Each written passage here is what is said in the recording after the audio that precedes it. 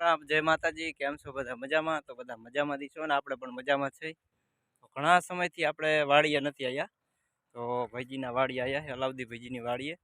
તો જીરું ઉપાડીને મેકવું છે, હવે કાઢવું કેવી રીતના એ આપણે વિડીયોમાં તમને દેખાડશું. તો હાલો, જો વાડીએથી ઘણો સમય થઈ ગયો. ઓલી ચેનલમાં તો આવ્યા હતા વિડીયો આપણે ઉતારવા, પણ આ ચેનલમાં પહેલી વાર વિડીયો ઉતારવા આવ્યા છે. તો વિડીયો જોતા રહીજો. અને જો જાંબુડામાં તો જે ફાલ ન હોય, પણ આંબલીમાં તો કાતરા પાકી જાય, જાંબુડામાં તો વાર લાગે. શું કરો? જીરું કાઢ્યું છું. એમ હલાળાથી નથી કાઢ્યું? આપણે આ મોલો આવી ગયો તો બધું સુઈ ગયું હતું. હવે કીધા હાઈ કે થોડા ખાતું ક્યાં કીધું મારે એવું કર્યું? હા, એટલે ઘોડી રાખીને ઉપડો તો પવન નો આવે. ઘોડી પછી હવે કોઈ બકરિયા દેવા વાળું નથી. હાલો તો હું દઈશ બકડિયા. એવું હે ને? આ તો હરવારું કીધું એકે ઉભા ઉપર છોડતું. હું જીરામાં ઘણી નુકસાની આવી. અરે બધા ખેડૂતને ઘણી નુકસાની આવી. અરે આ જીરું કેટલું દહમણ થાય એમ ને?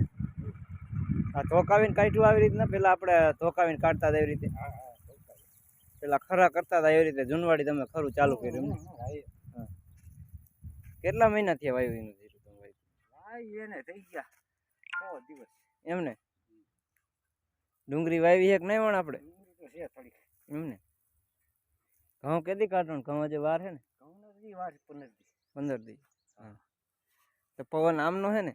પવન આમ અત્યારે થોડોક બે તો જાય ઘડી તો સારો મજા ભીં કરતો. એમ ને? તમે ઘડીક ઝડપ બોલાવી છે, ભીં કરી મેં કીધું આ મોટી બધું નકરું કરી નાખું ને આમ. પછી ઊંચું કીધું. આ ધોકાવીને જો દાંઠિયા રાખ્યા. પેલા ગાયર કરતા હતા ને એવી રીતે ખરું કેવી રીતે પેલા કરતા હતા? એ તો ગાય કરીને ખરું કરતા એમ ને? પછી ધોકાવો કે કાંઈ હાંકતા હતા? ના, એ પગાર હાકી નાખે ગાડા. બળદ ગાડા પેલા તો એવી રીતે. અને સારું ત્યારે જીરું પીલાતું છે ને આવી રીતે? હા, હલર કરતા તો ફાયદો મળતો હતો ને? ફાયદો જ મળે ને. એમને? પછી ઉપણી નાખવાનું ઉપણી નાખવાનું બધું આઈટમ. તમે એવી રીતના પેલા જૂનું ગઈઢા વખતમાં તો આવું જ હતું ને પેલા? હા, ગઈઢા વખત બધું એવું જ હતું. ઘઉં ને જાણે કસરિયા કરી નાખે બરજીથી, પછી કપાઈ સારવી નાખે, પછી ઊંપણી નાખે, ફરીને કસરિયું કરે, એટલે આવું બધું કરી નાખતા. આવું બધું કરી નાખે. અત્યારે તો હવે સિસ્ટમ થઈ જાય હલર. સીધી હલરમાં ઉરાવી જાય. અમુક તો પછી પરબારે હાય મૂકી દે, પરબારે ઘઉં વાઢી નાખે. હા, સીધી પેટી થલવાનું રે. પણ અહીંયા જે આપણે તમે બળદ ગાડે થઈને એવી રીતે પીલતા હતા ને ખેતી કરતા હતા, એમાં સારું હતું. અત્યારે ટ્રેક્ટરના ખેતીમાં થોડુંક નુકસાન આવે. નકર બળદગાડામાં ફાયદો હતો ને? ફાયદો એટલું નુકસાન તો થાય. આમાં જીરું કેમ દેખાતું ને? હજી જીરું નથી, મોલો ખાઈ ગયો. મોલો ખાઈ ગયો એટલે આમ જોઈ ને તો આ છોડવા ત્યાં ખખેરા લે તો આમાં નથી ઉકારો નથી કાઢીએ તો મોલો જ મજાનો આમ ભીં કરી ગયો. જીવો જ નહીં. દવા છાંટી તોય નો જીવો. એમને એમાં 3 પંપને જોતી હતી, 5 પંપની ભેરી લાવીને છાંટીને કરતા તો મળે છે. મોલો નો તો આ થાત 10 મણ મળે. 10 મણ થાત આટલા? આમાં થાત 10 મણ. આમાં જ હતું ને જીરું બધું? આટલું જ હતું, 10 મણ થાત. 10 મણ થાત. પોર ડુંગળી હતી નહીં આપણે? ઘઉં ઓલામાં? ઘઉં આઈમાં.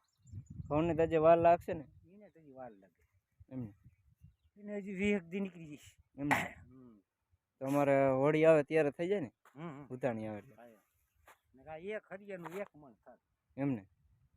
10 હરિયા 10 મણ થાત. 10 હરિયાના 10 મણ.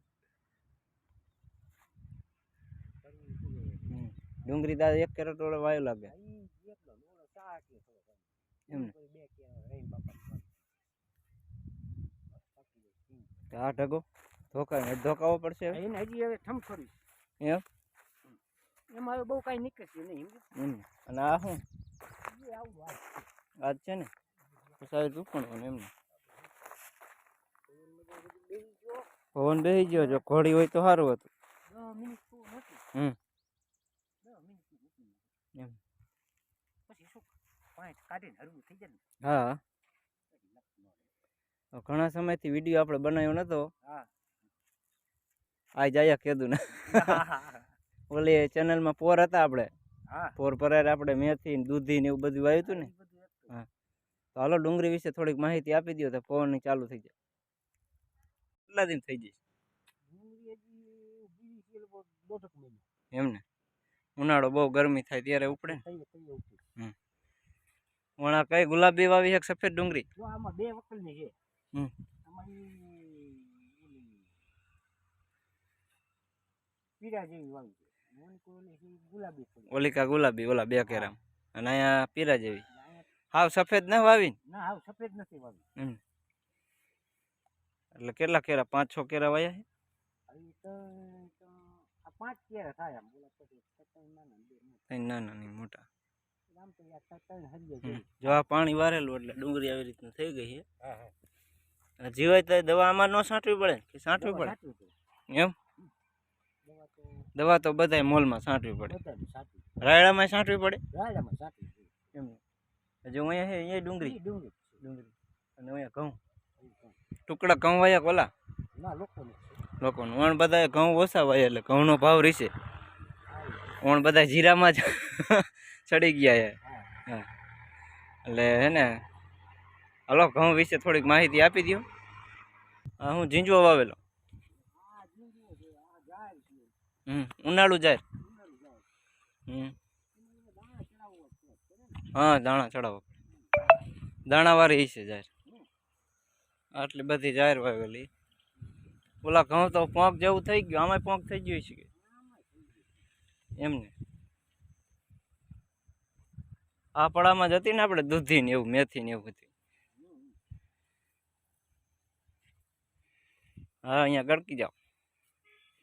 દોરી બાંધી મેં કીધું વારો હોય એમને. એમને એમને દોરાનું કામકાજ ઊંચું છે. વારો હોય તો મેં તોડીને નાખી દીધો. તો તોડીને નાખી દે. હવે પોંક થઈ ગયો નહીં? હા પોંક થઈ ગયો એમને. આ કેટલા મહિનામાં પાકી જાય ઘઉં આપણે? મહિનો નીકળી જવાનો એમને. વાંચતા વાંચતા હજી છે ને 20 પછી વઢાય છે જે લીલા સમ વઢાય એટલે કોઈ 2-3-4 દી એમ થઈ જાય. કોઈ અલગ આ કપાસ થાય એટલે લગભગ મહિને ઘઉં આ ઘીરે જ આવે. હા ટુકડા ઘઉં છે કે લોકોને? લોકોને જ છે. લોકોને. નાની રોટલી મસ્તી ની બને હો લોકોને. ટુકડાની મસ્તી ની બને. આમ કેટલાક વીઘામાં વાવેતર છે? ભાઈ આ 3.5 વીઘાનું વાવેતર છે. એમને 3.5 વીઘા. આમાં દવા ન છાંટવી પડે ને કે? આમાં ન છાંટતા પણ આમાં પછી શું ઓલું જ્યારે ઘઉં ઉગીને થોડાક ઓલા થયા ને ત્યારે એ ખડની દવા મારવી પડે. ખડની દવા નહીં. ખડની હાલિકા તો પાકી જેવું લાગે. ઈ તો હવે આ હમણાં બધા તું જોતો ખરો હવે ઉપડતા જ જાય. હવે તડકો પડશે એમ પાકી જશે ને? હા